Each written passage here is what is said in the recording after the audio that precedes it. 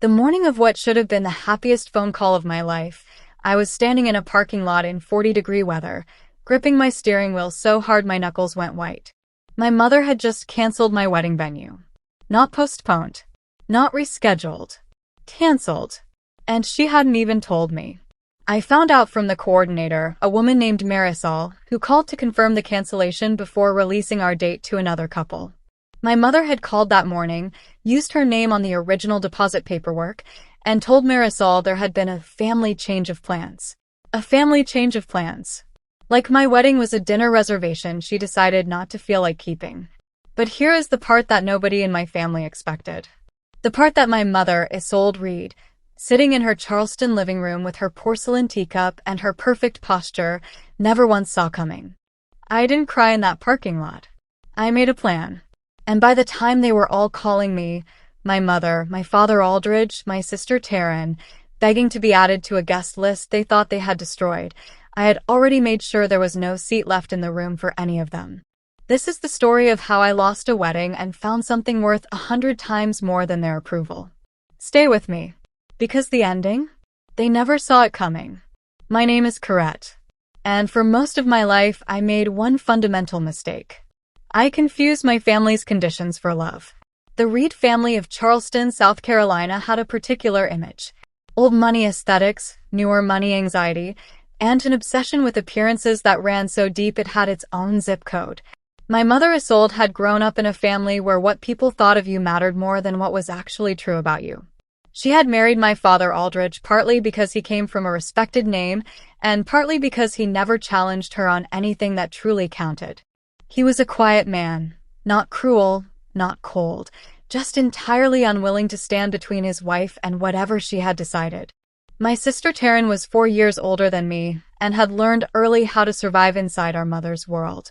She dressed right. She married right. A corporate attorney named someone forgettable who wore the correct watch and never laughed too loudly.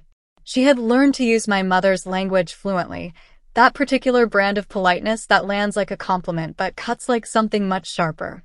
When Taryn said something was sweet, what she meant was small. When she said someone was genuine, she meant unsophisticated. It was a dialect I had spent years trying to unlearn. And then there was Soren. Soren Hale was a high school counselor. He had wide, calm eyes and a voice that never rose in anger, even when it probably should have. He drove a 4-year-old truck, wore the same 3 jackets in rotation, and had zero patience for rooms full of people performing wealth they weren't sure they had.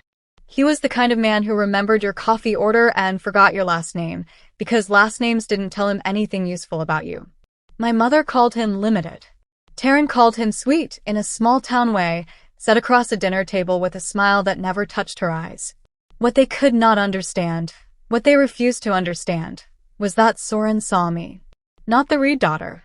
Not the younger sister who was supposed to stay quietly grateful for the life that had been arranged around her. Not someone to be corrected or curated. Just me, Corette.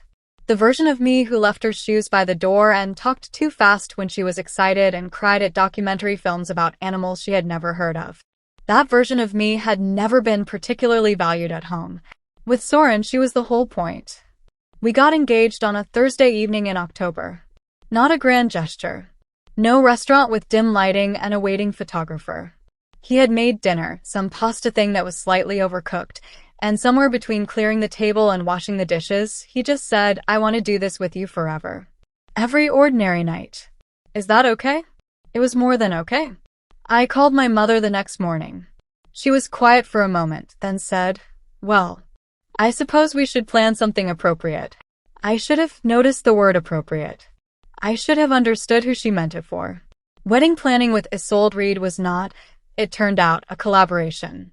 It was a curriculum.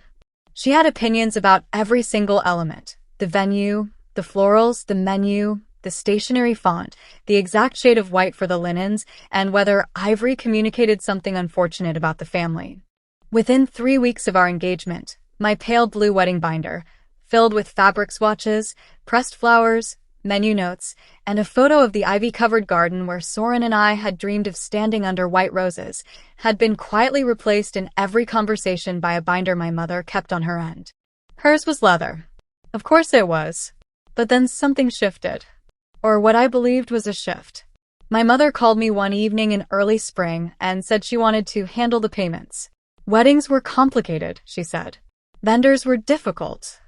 I was too emotionally involved in the details to negotiate effectively. She would take care of the deposits. She would manage the contracts. She would make sure everything was done correctly. I was so desperate for that approval, so hungry for a version of my mother that chose for me instead of against me, that I said yes. I thanked her. I actually thanked her. I did not yet understand that control can arrive wrapped in a gift receipt. Over the following weeks, Isolde inserted herself into every contract. The venue, Ivy Oaks Garden, a beautiful property with climbing ivy and old oak trees, was booked under her name on the payment paperwork. The caterer's deposit, the florals, the linen rental, all of it tied to her name, her card, her signature. I was so focused on the vision of the day itself that I didn't see what I was handing her. The keys. It happened on a Wednesday. I remember because I had taken the afternoon off from my job at the small architectural firm where I worked to go over final vendor confirmations. I drove to my parents' house in Charleston feeling almost optimistic. Things had been tense between Soren and my family, but I genuinely believed, that the wedding itself might be the turning point. That once they saw how happy he made me, the resistance would soften. I walked into that living room and my mother was sitting with her teacup and her straight back and that particular expression she wore when she had already decided something and was waiting for you to catch up. Taryn was there too, which I had not expected. My mother looked at me and said, without any preamble, without any visible emotion, "We're not paying for this wedding." The room went completely still. I asked her what she meant.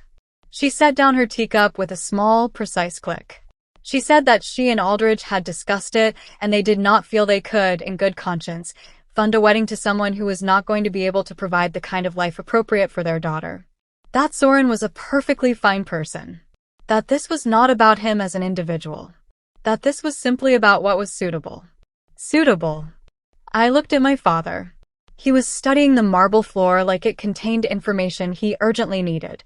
Taryn smiled at her phone. Then she looked up and said, almost cheerfully, "Better luck next time." I stood in the middle of that room for what felt like a very long time. There were things I could have said. There were years of things I could have said. But in that moment, the only word that came out was the one that had enough dignity to hold everything else inside it. Understood. I picked up my pale blue binder from the chair where I had set it. I held it against my chest. And I walked out. Soren answered on the second ring. I was sitting in my car in my parents' driveway, and I still hadn't cried. I wasn't sure what I was feeling. Something underneath shock. Something that hadn't found its shape yet. "They pulled the money," I said. He was quiet for exactly one breath. "Come home, Corette." That was Soren. No panic. No lecture. No performance of outrage designed to make himself feel better. Just a direction. Just a place. We sat at our kitchen table that night above the bakery we lived over, with tea going cold in 2 mugs and my binder open between us. The whole apartment smelled like something sweet and warm from downstairs, and for a while we talked through whether we could simply make it smaller. Fewer flowers. No string quartet. No champagne station my mother had insisted on because people, she said, notice these things. Soren was writing numbers on a yellow legal pad. I was making calls. We were problem-solving, which was how we handled hard things, moving forward until we found a shape we could work with. Then my phone rang. The name on the screen said Marisol Ivy Oaks Garden. Her voice was careful. The voice of someone about to deliver something unpleasant. "Corette, I just wanted to confirm the cancellation before we release the date to another couple." My pen hit the table. "What cancellation?" The pause that followed was very small. But in that pause, the world rearranged itself entirely. Marisol told me, gently and clearly, that earlier that afternoon, a woman identifying herself as the account holder had called to cancel the Ivy Oaks booking. She had cited a family change of plans. The cancellation had been logged. The deposit, $4,000, was non-refundable under the contract terms. My mother had canceled my wedding venue the same afternoon. She told me she wasn't paying for it. She hadn't waited. She hadn't given me a day to respond or regroup or find another solution. She had picked up the phone and erased the location of my wedding while I was still driving home from her house. I asked Marisol to please hold the date for 48 hours. I told her I would call back. Then I put the phone down on the kitchen table and sat very still. Soren didn't say anything for a moment. Then quietly, "How far did she go?" "All the way," I said. And that was the moment. That specific, quiet moment. Tea going cold, legal pad on the table, the faint smell of sugar from downstairs, where something inside me stopped asking for my family's approval and started thinking about something else entirely. I did not sleep much that night. Instead, I went through every contract, every email thread, every vendor communication I had access to. And what I found, piece by piece, told a story that was far more deliberate than one impulsive afternoon phone call. The caterer had received a call. The florist had received an email from an address I recognized as my mother's 3 days earlier. 3 days. Before she had even sat me down in that living room, she had already begun quietly dismantling the wedding from the outside. She had been planning this for at least a week. That detail changed something for me. Impulsive cruelty is one kind of wound. Calculated, patient, deliberate cruelty is something else. It meant she had sat across from me at Sunday dinner, asked about my color palette, listened to me talk about chair rentals, and had already decided what she was going to do. I called my friend Petra the next morning. Petra was a contract attorney who I had known since college and who had, on more than one occasion, looked at a situation I was describing and said, "Corette, that is not actually how any of this works," in a tone that I found enormously helpful. She listened to everything. Then she asked me to forward her the vendor contracts. "The contracts are in your name," she said after reviewing them. "Your mother's name appears on payment documentation, but you are the named party in the service agreements for the florist and the caterer. She had no legal authority to cancel those contracts. Can we reverse the cancellations? For those two, possibly yes. The venue is more complicated because she was listed as the payment account holder. But Corette, what I'm seeing here is that she actively misrepresented herself to a vendor to cancel a service contract you held. That is not a family disagreement. That is something else." I sat with that for a long moment. "What kind of something else?" Petra was quiet for a beat. "Then, the kind that creates options for you. I want to be clear about something. What I chose to do next was not about anger. It was about truth. And the truth was this. My mother had spent years using financial leverage to control my choices. She had done it so consistently, and I had accepted it so completely that I had stopped seeing it for what it was.